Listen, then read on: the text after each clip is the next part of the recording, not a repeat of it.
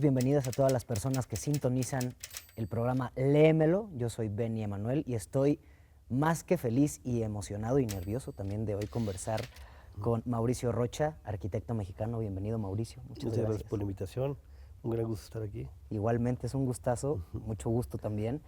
Bueno, Igualmente. Léemelo siempre trata como de sacarle lo mejor de la lectura a sus invitados y yo quiero iniciar contigo conociendo cuál fue como el gusto por la lectura, cómo nace tu gusto por la lectura, quién te introdujo en el mundo de la lectura. Bueno, pues yo creo que ya un mundo serio de la lectura es algo que te empieza a suceder en la preparatoria, secundaria, preparatoria. Y yo tuve suerte de estar en una escuela activa, el Centro Activo Freire, y ahí estimulaban mucho la lectura, mucho de literatura latinoamericana, y también, bueno, de diferentes autores. Y ahí es donde empezamos a leer y a tener como un gran interés en leer, ¿no? En tener siempre con los amigos qué estás leyendo, ¿Qué tipo de libros eran? ¿Eran como libros ficción, eran fantasía o era, o sea, No, pues algo eran filosofía? en esos momentos los libros que nos compartíamos era, no sé, los libros de latinoamericanos, ¿no? Como por ejemplo, sin duda, Borges, Cortázar, Vargas Saramago. Llosa, ¿perdón? Saramago.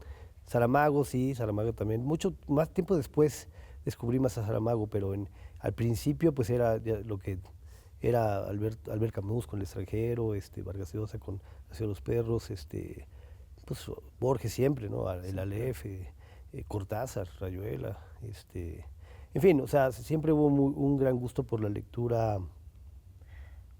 desde la adolescencia, y era algo que no solamente sucedía en mi escuela, sino también en mi casa. Mis padres siempre fueron muy grandes lectores. Mi padre era arquitecto, pero también un gran lector, y mi madre siempre gran lectora, mi madre fotógrafa, pero también siempre le encantaba leer, ¿no? Entonces, sin duda siempre fue el interés de poder leer desde chavitos. Para las personas que no saben, porque yo también me enteré hace relativamente poco, tu madre es Graciela Iturbide, una Así es. gran fotógrafa mexicana. Y también el estar cerca de libros, supongo, de fotografía desde niño, también te abre como el panorama para lo que quieres tú imaginar, así de como en espacios desde ese momento, o ni siquiera fue por ahí en ese momento. No, sí, digo, sin duda siempre en la casa de mi madre había libros de fotografía. Es muy lindo pensar en eso, cómo la lectura de un libro de fotografía significa esa, la construcción de las imágenes. Entonces, desde chicos empezar a ver la obra de Álvarez Bravo, de Cartier-Bresson, del Wilhelm Klein, en fin, o sea, siempre había libros, que es curioso porque tiempo después, yo tuve, ya lo platicaré, pero yo tuve mucha duda entre estudiar arquitectura o cine. Siempre me gustó también mucho el cine y el arte, y los exámenes que te hacen en el CCC te piden tomar fotos, y yo nunca había tomado fotos, y al final logré buenas fotos, pero tienen que ver con eso, con cómo el ojo se va educando en base a ver buenos libros de fotografía. Entonces, pues sí, eso ¿Indagaste fue muy en el mundo importante. de la fotografía entonces también? Siempre, pues siempre, te digo, fotos siempre he tomado, pero sin duda tener a la mano los libros de fotografía al día de hoy me parece importantísimo, ¿no? Y es algo que me ha educado el ojo, que tiene que ver con mi trabajo, que es el mundo pues, de las imágenes. Claro. ¿No? Dices que en algún momento dudaste en estudiar como, sí, arquitectura o cine. ¿Tu visión como del cine pudo haber sido más como en fotógrafo o querías como ser un cineasta, director? Cineasta como tal. Director, por eso ya lo veremos, por eso siempre hubo un interés mucho por el cine, un cine muy particular que al final me di cuenta que tiene que ver mucho también con mi preocupación por la arquitectura, que es la construcción de espacios, de experiencias, atmósferas. Entonces, sí, esa gran interés por el cine, por la arquitectura y por el arte, al final te das cuenta que pues son herramientas. Lo importante al final es cómo vas construyendo un universo interno, y en ese universo interno, ¿qué te ayuda a sacar mejor este mundo interno? Pudo haber sido el cine, al final ¿Qué es lo que te hace ahí como decir, me voy por la arquitectura? No, me siento súper bien con la arquitectura, me ha ido bastante bien, y he podido lograr hacer un muy buena arquitectura, me refiero a lo que me han impedido hacer, claro. Y eso ha sido muy grato y muy padre, ¿no? Realmente, pero creo que al final en lo que hay que estar concentrado, y eso tiene que ver con lo que lees en tus libros, lo que lees, los libros de fotografía, es cómo construyes tu propia persona para darte una visión y una lógica de qué quieres decir. Y tienes que encontrar entonces qué profesión es la que te ayuda a decirlo de mejor manera. Entonces no, yo creo que al final es casual y azaroso tu profesión. Lo importante o lo que hace y define tu persona es cómo tú construyes tu mundo y tu criterio de percepción, Sí, tu política, cosmovisión. ética y de cómo ves el mundo y qué opinas con respecto a ese mundo. Y bueno, cada vez obviamente vas escogiendo profesiones que son más abstractas y lo que opinas quizás tiene que ver con algo más de sentimientos que de algo literal que diga, pues esto es lo que opino, ¿no? Qué interesante, porque la arquitectura es un vehículo conductor comunicativo como muy interesante para lo que dices, tú plasmar tu cosmovisión de qué quiero comunicar y tal, pero a través de espacios me parece como sumamente mágico, o sea, por eso te pregunto también cuáles son tus libros del principio, cuáles son tus rituales de lectura, necesitas como lugares cerrados para leer, necesitas espacios así como zen, o puedes leer en cualquier lugar. No, no, sí tienes que estar un poco concentrado, no, es decir, no funciona tanto con ruido ni con música. Para mí, al final de Que hay cuentas, gente que lee con música. sí, Sí, sí, pero a mí no me gusta, a mí me gusta concentrarme, cuando estoy leyendo, concentrarme específicamente en la lectura y sí meterme en ese universo que te lleva cada libro, ¿no? Entonces, sí hay que, el ritual es encontrar el sitio y el lugar para estar enfocado solo en eso, ¿no? ¿Prestas tus libros? ¿Eres alguien de los que... Hay tipos de personas, de las que prestan, las que no prestan. A mí sí me gusta prestarlos, pero bueno, siempre hay que buscar que te los regresen, ¿no?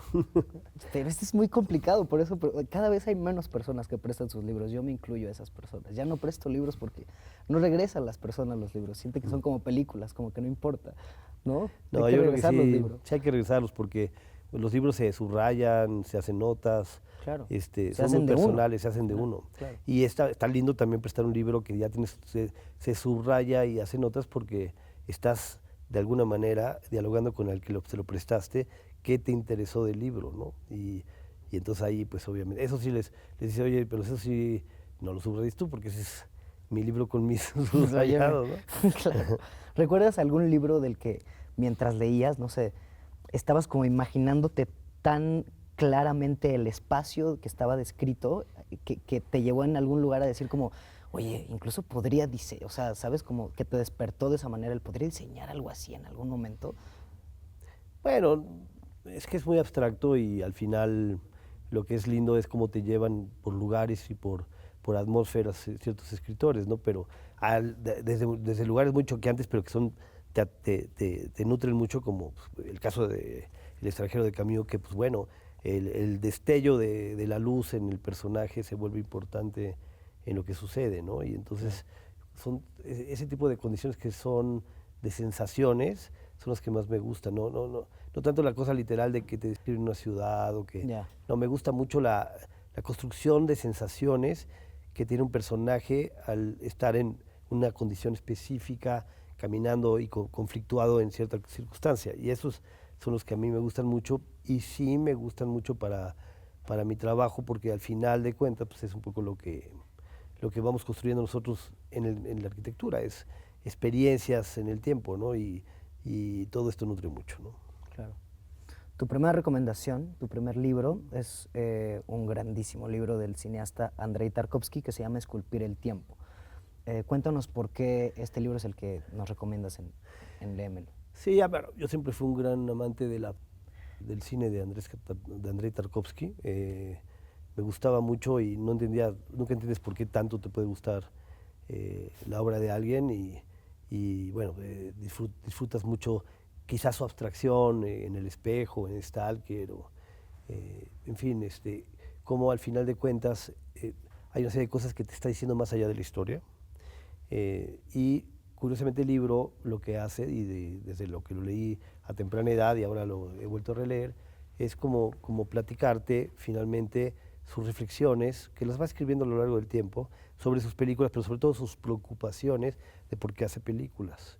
Puede ser un cine que le cueste mucho trabajo a la gente, pero como todo en la vida, los grandes arquitectos, los grandes artistas o cineastas son difíciles de una primera lectura, pero a medida que los vas leyendo por capas, vas descubriendo ese mundo profundo interno y se complejiza, se sofistica y eso lo hace mucho más apasionante y por lo mismo leerlo más de una vez o ver sus películas más de una vez van generando una nueva visión de lo que él estaba queriendo transmitir.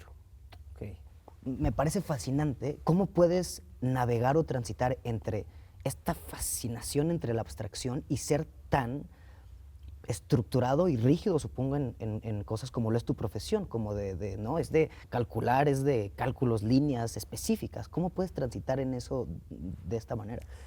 Que es un poco lo que también Porque dice mucho él en su es libro. una dualidad muy fascinante, la verdad. Sí, o sea, a ver, lo que hace interesante esta relación entre la arquitectura y el cine es que son dos artes que pueden ser dos artes porque no siempre son arte, que tienen que ver con una producción atrás muy compleja, muy complicada, porque tienes que tener un equipo, una producción, una economía, un tiempo específico para filmar o para hacer la arquitectura. Pero lograr que todo esto se convierta finalmente en una expresión que tiene este mundo interior es lo que hacen pocos arquitectos o hacen pocos cineastas. Ahí está la fascinación, ¿no? Ahí está también el truco, ¿no? De saber cómo plasmar lo que quieres. Pues es que al final la arquitectura en su 95% es muy comercial y el cine en 95% es muy comercial también. Cierto. Y eso hace una distinción muy fuerte con respecto a la arquitectura o el cine del mundo interior, que está muy claramente especificada en artistas muy particulares, que es los que recordamos y vemos o caminamos cuando es arquitectura, pues que te dan esa gran emoción y sensaciones cuando los habitas o ves las películas, ¿no? Interactúan contigo incluso, un espacio puede interactuar contigo, ¿no? Sin hablarte, ¿no? Exactamente, 100%. sí. Bueno, vamos a leer tu primer fragmento de tu recomendación de Esculpir el tiempo. ¿Estás listo para ello? Perfecto. Muy bien.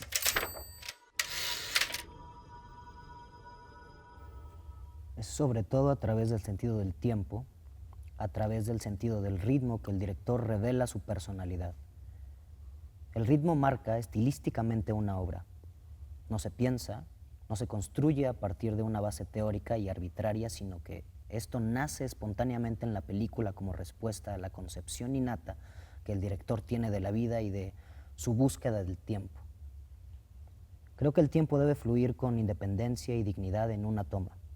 Las ideas, así, pueden tomar su lugar apropiado sin bullicio, sin alboroto, sin prisa.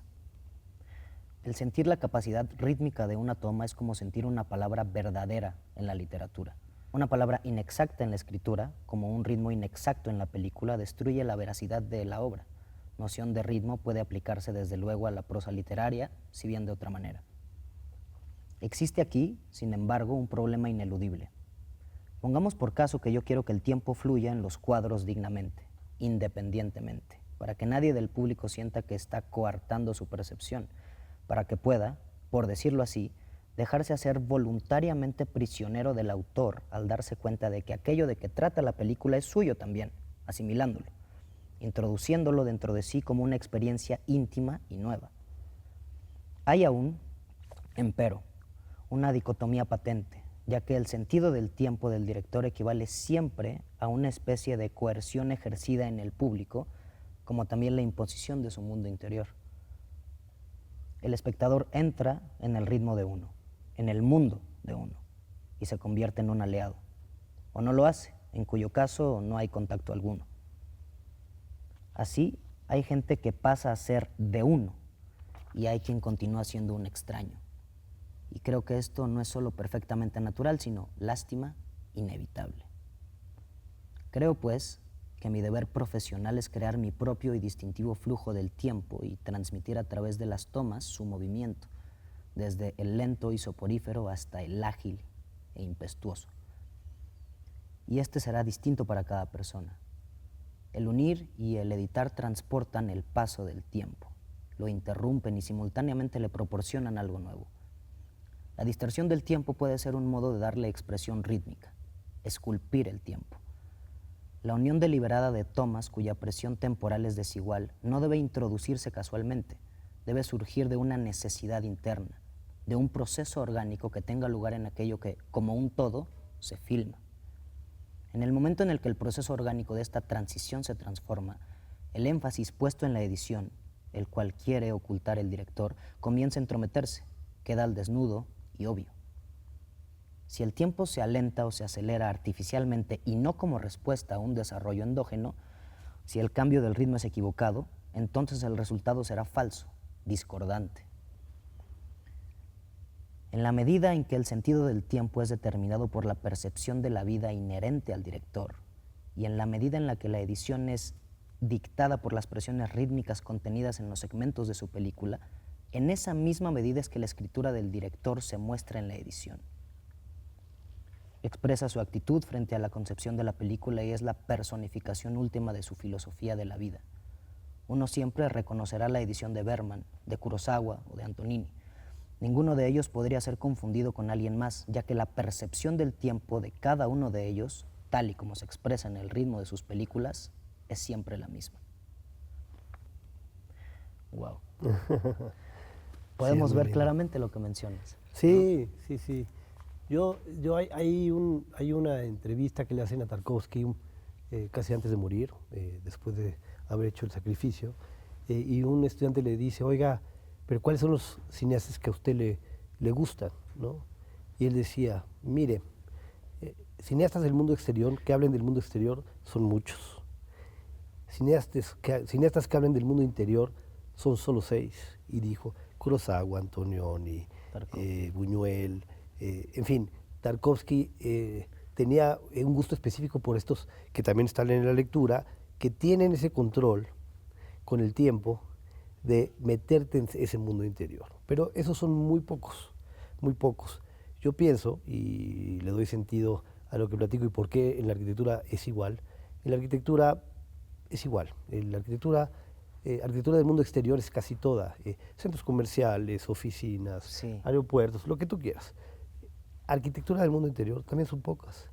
Buñuel, Barragán, Louis Kahn, Le Corbusier, Álvar Aalto, Scarpa. O sea, es decir, arquitectos que te atrapan y te meten profundamente en ese mundo son pocos. ¿Qué pasa con el tiempo? ¿Por qué el tiempo es importante en el cine? ¿Por qué el tiempo es importante en la arquitectura? Y es ahí donde me di cuenta al ver estas escenas largas, fantásticas de Tarkovsky, viendo cómo ocurre el agua, cómo había... casi contemplativas. Contemplativas, ¿no? Donde hay como una ruina y cosas que sucedieron, que nunca sabes a qué se refieren, son metáforas. Sí, pero claro, todo esto que sucede y que te construye una atmósfera, que es justamente lo que él habla, cómo tú construyes con la edición, que le des al espectador una idea clara de qué quieres transmitir. Pasa igual en la arquitectura. Si tú te acercas y vas a la casa de Luis Barragán, te mete en un espacio pequeño, luego lo abre y terminas finalmente en el patio de hasta arriba viendo el cielo. Y eso es una edición, es un recorrido, es una experiencia. Y así como pasa con Barragán, puede pasar con Louis Kahn cuando vas a ver el Salk Institute, que es una fantástica pieza de unos laboratorios que miran al mar, que por cierto Barragán le ayudó a resolver este gran patio con agua frente al mar. También te mete, no te deja ver y luego te sorprende viendo ese paisaje. Entonces todo eso se define y se diseña con el tiempo. El tiempo y esculpir el tiempo es algo que permite atrapar a los espectadores en una experiencia donde sí, y qué pasa, que tanto en el cine o la foto, pero también la arquitectura, hay un diafragma. Claro. Tú logras controlar la luz, cerrar la luz, abrir la luz, y eso en el tiempo y en la experiencia que va sucediendo permite que te metes en un mundo donde hay una luz muy, muy fina y delicada y luego más abierta, y eso lo sucede en una selección de fotografías de Kudelka o de Álvarez Bravo, también cuando ves un libro, o sucede cuando ves una película de Kurosawa.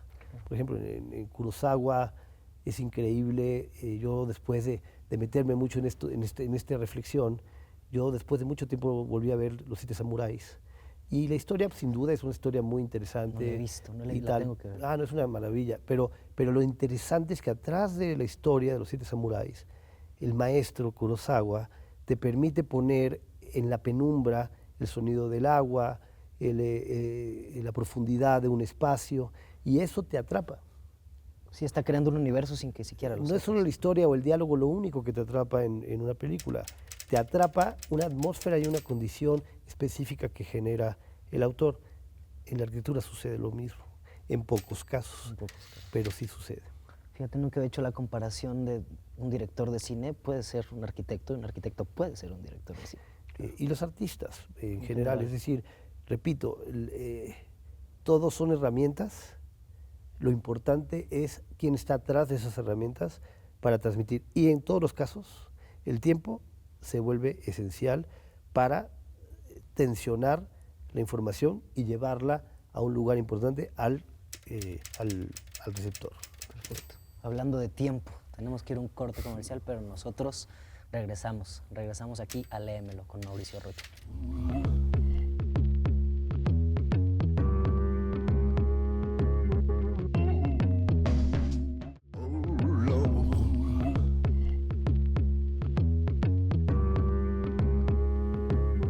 Estamos de vuelta en el foro de Léemelo. Seguimos con Mauricio Rocha, cuyos proyectos, les voy a recordar nomás por si no saben, incluyen la Cineteca Nacional de Chapultepec, que me estaba comentando Mauricio que ya casi está.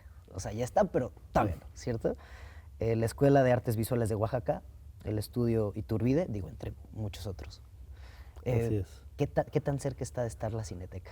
Cuéntanos. Bien, está a punto, están viendo todas las pruebas acústicas para que esté todo bien, por eso lo han abierto al público de manera gratuita ahorita para que estén probando y que la gente también pueda estar acudiendo, es decir, pruebas abiertas al público, y tienen que terminar muchos detalles para que realmente ajusten y afinen todas las salas y den su mejor condición.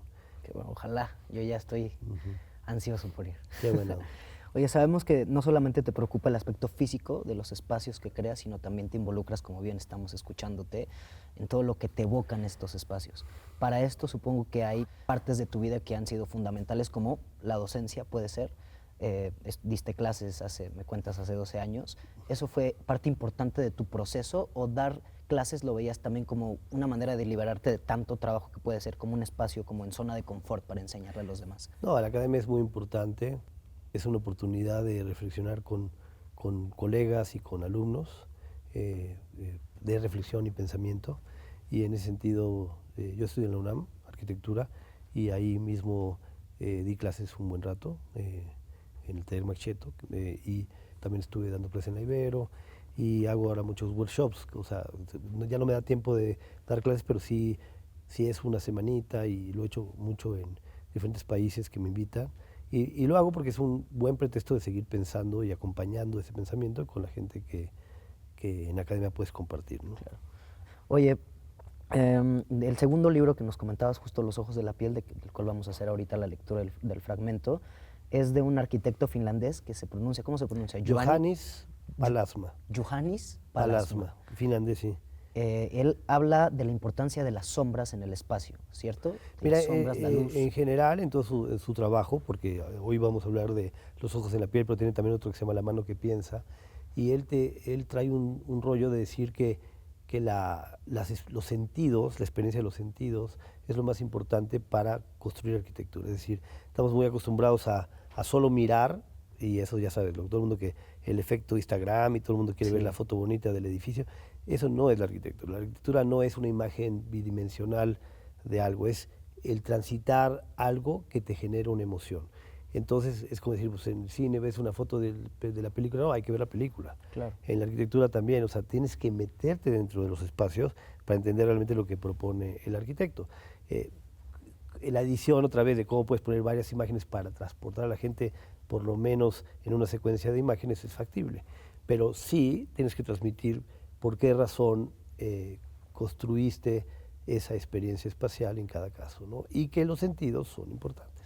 Claro. Y las nuevas generaciones, como bien dices, como que estamos en una bueno, no me incluyo, pero también soy parte de esto, como una cosa muy extraña del vivir todo de manera efímera y como impulsiva y rápido. Claro, vivo un espacio, para muchas personas es así, la manera de vivir un espacio nuevo es, entro, le tomo foto, lo comparto, miren dónde estoy, en qué espacio, es como ni siquiera te diste la tarea de oler, de tocar el espacio, de saber de qué trata o qué te quería decir el arquitecto cuando estaba construyendo el espacio, ¿cierto? Yo a principios del 2000, por ahí, inauguré una escuela de invidentes que hice con el ingeniero Cárdenas. Wow. Y presentarte la sensación, alguien que no ve o casi no ve, porque son más bien débiles visuales, cómo tienen la experiencia a partir del tacto, del olfato, de los diferentes sentidos, ¿no? Y luego lo hice 12 años después, también en la biblioteca de la Ciudadela, que también hay una biblioteca de invidentes, que también me pidieron hacer. Entonces, los sentidos, gracias a estas dos experiencias que he tenido, me hacen cada vez más claro que nosotros podemos leer un espacio a partir de los poros de la piel. Wow. Y no necesariamente solo con la vista.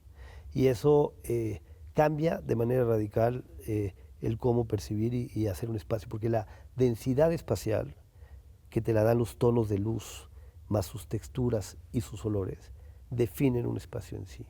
Y eso tenemos que dejarlo muy claro, porque eso subestimamos en gran medida nuestra verdadera lectura del espacio.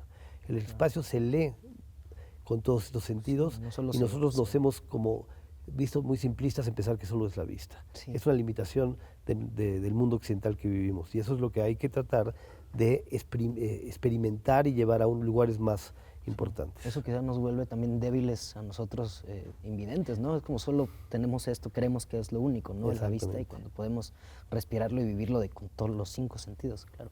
Voy a proceder a leer el siguiente fragmento. Los ojos de la piel, de Johannes Palasma.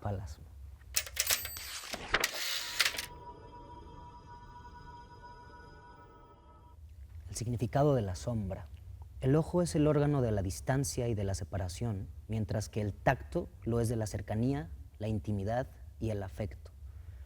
El ojo inspecciona, controla e investiga, mientras que el tacto se acerca y acaricia. En las experiencias emocionales abrumadoras tendemos a cerrar el sentido distanciante de la vista. Cerramos los ojos cuando soñamos, cuando escuchamos música o acariciamos a nuestros seres queridos.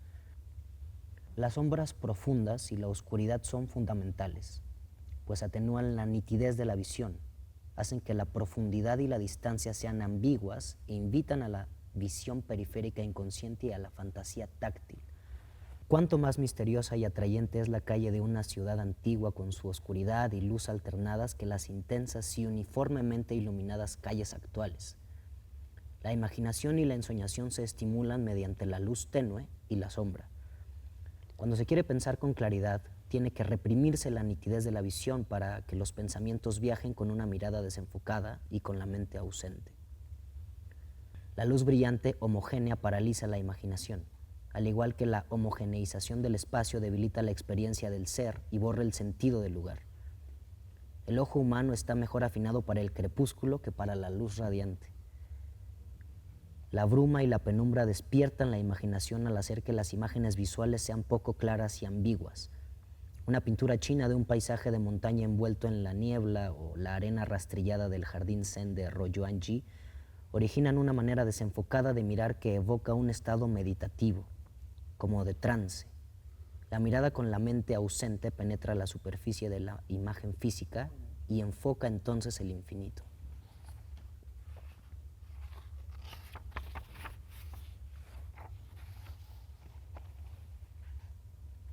Silencio, tiempo y soledad.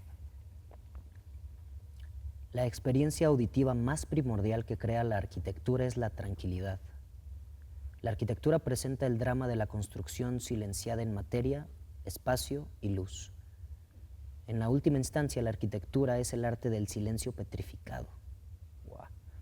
Cuando cesa el ajetreo de la obra y se apagan los gritos de los trabajadores, el edificio se convierte en museo de un paciente silencio de espera. En los templos egipcios tropezamos con el silencio que rodeaba a los faraones. En el silencio de la catedral gótica nos acordamos de la última nota agonizante del canto gregoriano y desde los muros del Panteón nos llega el eco de los pasos romanos que van apagando poco a poco. Las casas viejas nos devuelven al tiempo lento y al silencio del pasado. El silencio de la arquitectura es un silencio receptivo, un silencio que hace recordar. Una experiencia arquitectónica potente silencia todo el ruido exterior, centra nuestra atención sobre nuestra propia existencia y, como ocurre con el arte, nos hace ser conscientes de nuestra soledad, una soledad esencial. ¡Wow! Fascinante. Es Pues es que fascinante. justamente es lo que decía Tarkovsky, es decir, cómo logras llevar al silencio en tu experiencia de la arquitectura y eso, o esa soledad a la que te lleva, te mete en tu propio mundo interior y reconoces el mundo interior del otro que te lo está brindando, que es en este caso el arquitecto. Entonces yo pienso que otra vez es qué importante es cómo puedes llevar a que la atmósfera, la sombra, la penumbra, la secuencia de espacios, te metan en ese mundo para que te concentres desde ahí, ¿no? Yo algo que me gusta mucho de este fragmento del texto es que de repente habla, es que la única manera de ver bien algo Es con luz. no, y dice algo, dice, o sea, que no sí, es así justo, ¿no? Sí, no, y dice algo que a mí me llamó mucho la atención, dice, la mirada periférica desafocada. O sea, yo necesito desde la mirada periférica desafocada, poder entender la realidad misma, porque muchas veces la vista por sí sola afoca y pone demasiado en plano las cosas. Yo necesito tener esta mirada desafocada para resolver. Entonces yo decía, pensaba mucho en mi madre, Graciela Iturbide, la fotógrafa, y yo decía, bueno, ¿y cómo mi madre la ha hecho en ese sentido? Y me acordé de una foto que tomó en Juchitán, que justo mi madre hacía mucho de cuando iba a Juchitán, se quedaba mucho tiempo con las mujeres de Juchitán, o con la gente de Juchitán, y hacían vida, ¿no? Entonces hay un momento que eso hacía que desapareciera la cámara y la vieran ya como una gente más cercana, más común, ¿no? Y de repente hay un momento, que hay una fotografía muy linda, donde está en una fiesta, están bailando, y de repente aparece una paloma y ella hace un clic y la paloma aparece en primer plano. ¿Cómo vio a la paloma? ¿Cómo hizo ese clic? No tiene que ver con esa mirada afocada, porque ella estaba con el lente metida en la historia, pero la sensación por los poros de la piel que le permitió entender ese ambiente y sentir el sonido de la paloma que iba a aparecer en el cuadro, que no podía ver porque estaba tomando la foto, le hizo finalmente hacer un clic en un lugar que su cuerpo la invitó a hacerlo. Es decir, Claro. para poder hacer una foto afocada, que vemos luego en un museo y que tiene contraluces, una luz increíble, hay un momento anterior de intuición que es el artista, en este caso un fotógrafo, Es capaz de ver. logra desafocarse, meterse de lleno en la historia con la gente que está fotografiando, para entrar además en este mundo interno de la propia gente, y la gente también la asuma como parte de su mundo interno, hace entonces que suceda la magia y algo más suceda en ese sitio. Y si es desde esa mirada periférica desafocada, que necesitamos tener desde nuestra intuición para poder meternos más a fondo de lo que nos sucede en la racionalidad de la mirada plana. Wow, wow. Quisiera grabar este momento para mi eternidad. Así en mi carrete mental estoy recordando todo lo que acabas de decir. Acabo de visitar, llegué antier de un viaje a Francia y estuve en un museo. Ahorita que estás diciendo esto, como de no solo, o sea, no solo es lo que platicamos hace rato, que justo no todos los trabajos de arquitectura y no todas las películas terminan siendo arte. Creo que acabas de enseñarnos muy bien por qué es cuando sí se logra conectar y entrar en esta convención de cuando se logra la magia artística. Y en un momento una persona dice, solamente cierren los ojos, porque había mucho ruido, ya casi se estaba yendo la gente, estaba por cerrar el museo.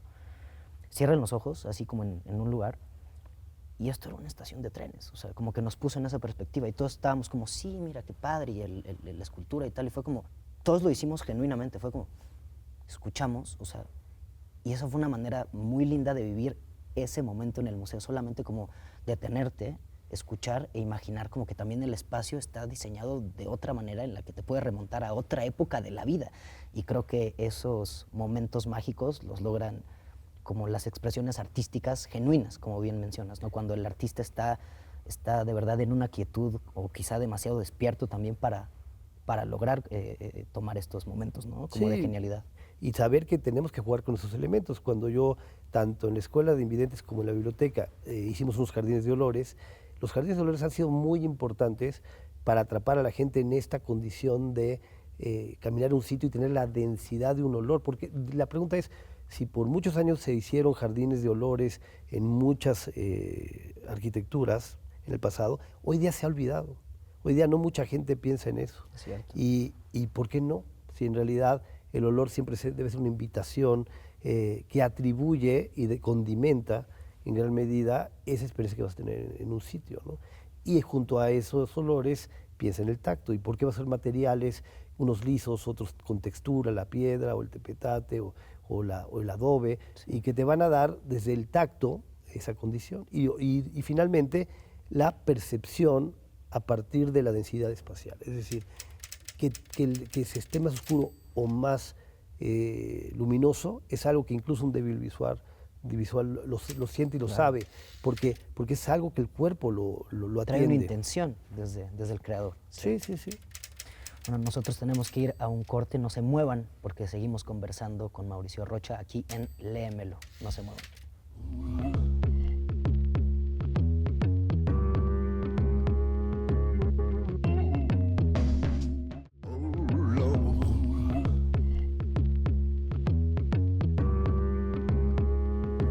Estamos de regreso en Léemelo con Mauricio Rocha. Seguimos conversando del arte, de la vida, de la arquitectura también. Vamos con tu tercera recomendación, que es un libro que se llama El elogio de la sombra, de un escritor japonés que se llama Junichiro Tanizaki, ¿es correcto? Sí. ¿Por qué significa tanto este libro para ti? Bueno, ese es un libro de este autor que nació en 1886 y que murió en el 65, y que tiene, o sea, es un autor pues, del siglo pasado, del siglo antepasado, del siglo XIX, entre el XIX y el XX, y tiene esta reflexión de la cultura japonesa. Para mí, el mundo de la cultura japonesa, sobre todo refiriéndome mucho a la gran arquitectura que tuvieron en el siglo XVI, cuando hacían sus templos, sus jardines, esta gran sofisticación de cómo una cultura se define por cómo se controla la luz y cómo se define la penumbra. A Barragán, Una cultura, sí, según. sí, sí. Ok. Barragán era, Luis Barragán, nuestro gran arquitecto, siempre decía que él buscaba en su arquitectura la penumbra. Y yo creo que los que manejaron con gran maestría la penumbra son los japoneses en la antigüedad. Y mucho refiero al siglo XVI por los templos que se hicieron por aquella época. Entonces, cuando habla de esta cultura japonesa contra la occidental, Tanizaki, en este pequeño libro, refiere justamente a por qué podemos sofisticar la construcción no solo de los espacios, sino de los propios objetos, sus matices, sus reflejos, por qué es importante lo mate para que el reflejo esté muy controlado con respecto a cómo le pega la luz, Claro. cómo se define el paso de la luz en el tiempo, y eso le da importancia al final a cómo sucede el propio espacio. Entonces, siento que me parece importante, con todo lo que hemos estado platicando, es decir, bueno, la gran sofisticación que se ha ido perdiendo, porque el mundo occidental, el mundo contemporáneo a veces nos pone en una visión más plana.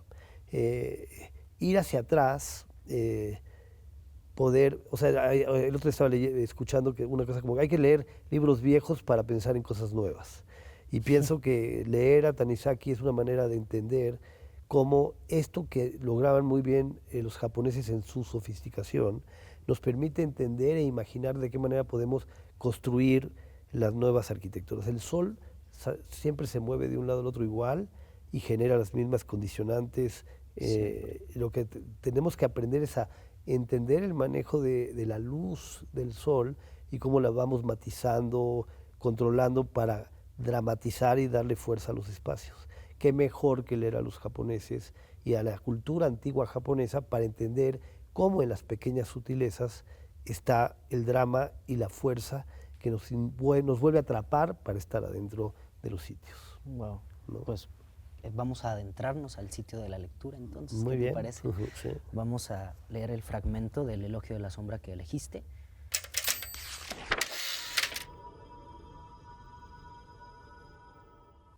Algunos dirán que la falaz belleza creada por la penumbra no es la belleza auténtica. No obstante, como decía antes, nosotros los orientales creamos belleza haciendo nacer sombras en lugares que en sí mismos son insignificantes. Hay una vieja canción que dice: ramajes, reunidlos y anudadlos, una choza, desatadlos, la llanura de nuevo. Nuestro pensamiento, en definitiva, procede análogamente. Creo que lo bello no es una sustancia en sí, tan solo un dibujo de sombras, un juego de claroscuros producido por la yuxtaposición de diferentes sustancias. Así como una piedra fosforescente colocada en la oscuridad emite una radiación y expuesta a plena luz pierde toda su fascinación de joya preciosa, de igual manera la belleza pierde su existencia si se le suprimen los efectos de la sombra. En una palabra, nuestros antepasados, al igual que a los objetos de laca con polvo de oro o de nácar, consideraban a la mujer un ser inseparable de la oscuridad e intentaban hundirla tanto como les era posible en la penumbra. De ahí aquellas mangas largas, aquellas larguísimas colas que velaban las manos y los pies de tal manera que las únicas partes visibles, la cabeza y el cuello, adquirían un relieve sobrecogedor. Es verdad que, comparado con el de las mujeres de Occidente, su torso desproporcionado y liso podía parecer feo. Pero en realidad olvidamos aquello que nos resulta invisible. Consideramos que lo que no se ve no existe. Quien se obstinara en ver esa fealdad solo conseguiría destruir la belleza, como ocurriría si se enfocara con una lámpara de 100 bombillas un toco nomás de algún pabellón de té. Pero ¿por qué esta tendencia a buscar lo bello en lo oscuro? ¿Por qué? ¿Por qué solo se manifiesta con tanta fuerza entre los orientales? Hasta hace no mucho, tampoco en Occidente, conocían la electricidad, el gas o el petróleo, pero, que yo sepa, nunca han experimentado la tentación de disfrutar con la sombra. Desde siempre los espectros japoneses han carecido de pies. Los espectros de Occidente tienen pies, pero en cambio, todo su cuerpo al parecer es traslúcido. Aunque solo sea por estos detalles, resulta evidente que nuestra propia imaginación se mueve entre tinieblas negras como la laca, mientras que los occidentales atribuyen incluso a sus espectros la limpidez de cristal. Los colores que a nosotros nos gustan para los objetos de uso diario son estratificaciones de la sombra. Los colores que ellos prefieren condensan en sí todos los rayos de sol. Nosotros apreciamos la pátina sobre la plata y el cobre. Ellos lo consideran sucia y antihigiénica. Y no están contentos hasta que el metal brilla a fuerza de frotarlo. En sus viviendas evitan cuanto pueden los recovecos y blanquean techos y paredes. Incluso cuando diseñan sus jardines, donde nosotros colocaríamos bosquecillos umbríos, ellos despliegan amplias extensiones de césped. ¿Cuál puede ser el origen de una diferencia tan radical en los gustos? Mirándolo bien, como los orientales intentamos adaptarnos a los límites que nos son impuestos, siempre nos hemos conformado con nuestra condición presente. No experimentamos, por lo tanto, ninguna repulsión hacia lo oscuro. Nos resignamos a ello como algo inevitable. Que la luz es pobre, pues que lo sea. Es más, nos hundimos con deleite en las tinieblas y les encontramos una belleza muy particular. En cambio, los occidentales, siempre al acecho del progreso, se agitan sin cesar persiguiendo una condición mejor a la actual. Buscan siempre más claridad y se las han arreglado para pasar de la vela a la lámpara de petróleo, del petróleo a la luz de gas, del gas a la luz eléctrica, hasta acabar con el menor resquicio, con el último refugio de la sombra. Entendemos perfectamente esto que nos dices, como la cultura oriental desde este momento enaltece el uso de estas sombras y de la oscuridad como tal, ¿no? Aquí lo mencionan muy bien, no nada más porque no se vea no quiere decir que no sea bello, como en Occidente estamos acostumbrados a capturar todo con una luz o una belleza demasiado, no sé, comercial, como dirías, ¿no? Sí, sobre todo la idea de por qué en su penumbra y en la sombra esos pequeños luces finas, sutiles, que puede ser una vela o puede ser una pequeña luz que rebota sobre un muro y genera una atmósfera, es lo que en realidad te da, a veces con la luz natural y a veces con la luz artificial. que también además estos muros tienen pátina, tienen memoria, tienen historia, y cómo acarician con la luz esa pátina y memoria, son condimentos esenciales que te ayudan a definir el espacio y a sentirlo. Nosotros hemos perdido esa condición. Hoy día en este mundo comercial, pues vas a lugares donde hay una luz plana, controlada, normal, pero sin sentido ni sensación.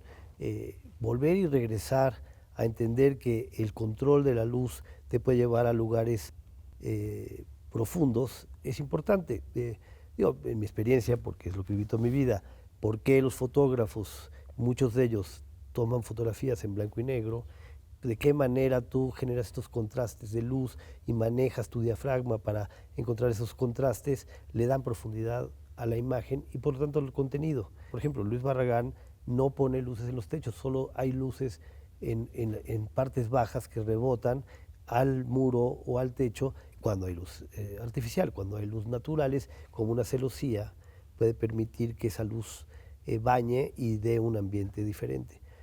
Eso los japoneses lo tenían o lo tienen desde el mundo cultural de manera muy avanzada y sofisticada, y hay que seguir aprendiendo de ellos. Para ellos, si logran que de repente el sonido de una madera sea el sonido de los pájaros, o si logran que el baño de la luz te involucre y te meta dentro de un mundo interior, pues hay que estarlos viendo, hay que estarlos visitando, hay que estar visitando ese tipo de espacialidad que nos evoque y nos permita, ¿por qué no?, desde un lugar contemporáneo nosotros también proponerlo. Y sentirlo también. Claro. Martín Boeje, un fotógrafo, un gran fotógrafo mexicano, una vez me acuerdo que yo llegué y le dije, es que Martín, eres muy bueno en lo que haces, es un gran fotógrafo, ve cómo se ve. Me acuerdo que él de chiste solía mencionar, él es solamente entender las luces, cómo iluminar. Pero ahora que dices todo esto es claro, incluso un arquitecto tienes en tu cabeza algo de todo, de cineasta, de fotógrafo, de creador, de todo, ¿no?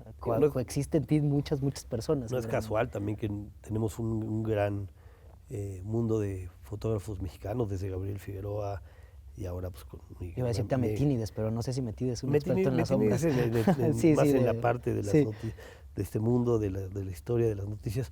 Pero si tú ves en Gabriel Figueroa y luego ves, por ejemplo, ahora en El Chivo, que es además muy claro, buen amigo, o Prieto, es decir, hay esa calidad del fotógrafo que también ayuda a la transmisión de la película. Solo así puedes transmitir de manera importante qué es lo que se quiere comunicar en lo profundo hacia el espectador. Sí, ¿no? Creas un universo como tal.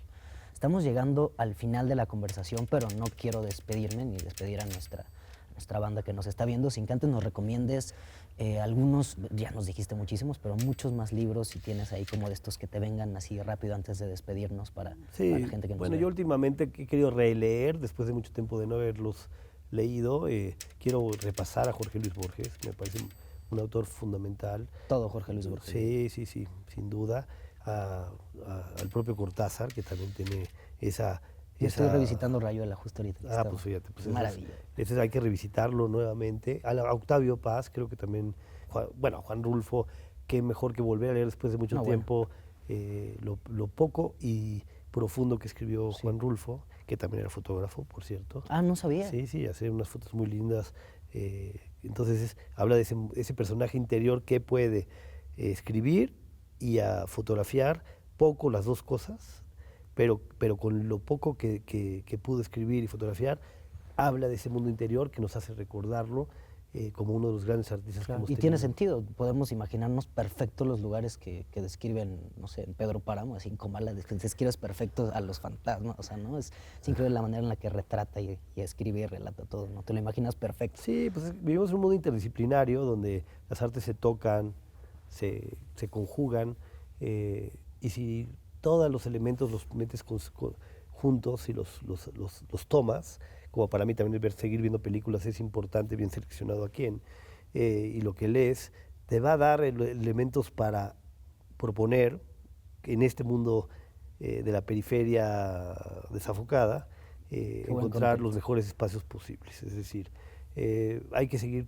creciendo en pensamiento y en sentimiento para lograr ser desde el mundo creativo eficiente, pero eso solamente se genera cultivando el alma. Claro. Y desde ese lugar hay que leer mucho, hay que ver mucho cine, mucho teatro, hay que ir a ver las grandes exposiciones de arte que existen en todas partes. Y desde ese lugar, sin duda alguna, podemos seguir construyendo ideas que puedan ser importantes.